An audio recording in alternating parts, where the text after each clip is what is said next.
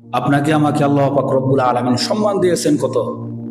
পবিত্র কোরআনে আল্লাহ পাক রব্বুল আলামিন বলেন, ওয়ালাকাদ কাররামনা বানি আদম, আমি বনি আদমকে সম্মানিত করেছি। কত জীব জানোয়ার হায়াওয়ান রাস্তার মধ্যে পড়ে মরে থাকে। একটা কুকুর যদি মরে যায় আমরা তাকে তুলে ডাস্টবিনের মধ্যে ফেলে দিই, কিন্তু আল্লাহ পাক রব্বুল আলামিন বলেন না, আমার বান্দার ব্যাপারে এরকম খামখালি করা যাবে না।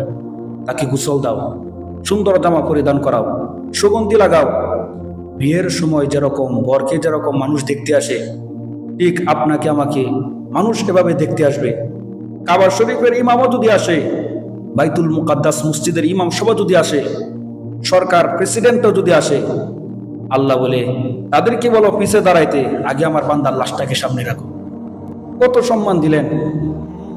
আল্লাহ বলেন, ওয়ালাকাদ কাররামনা বানি আদম, আমি তো তোমাকে সম্মানিত করেছিলাম, কিন্তু আমি সেই আল্লাহর জন্য হারাম ছাড়তে পারি না, সুদ ছাড়তে পারি না, ঘুষ ছাড়তে পারি না, এমনকি আমরা ৫ ওয়াক্ত নামাজও করতে পারি না।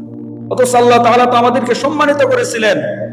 আরে মা যখন তার সন্তানকে ফিরে পায় কিরকম খুশি হয়।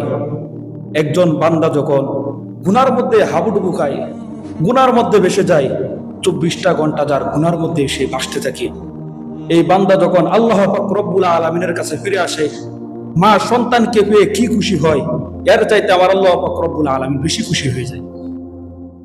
কিন্তু আজকে আমরা কি করলাম?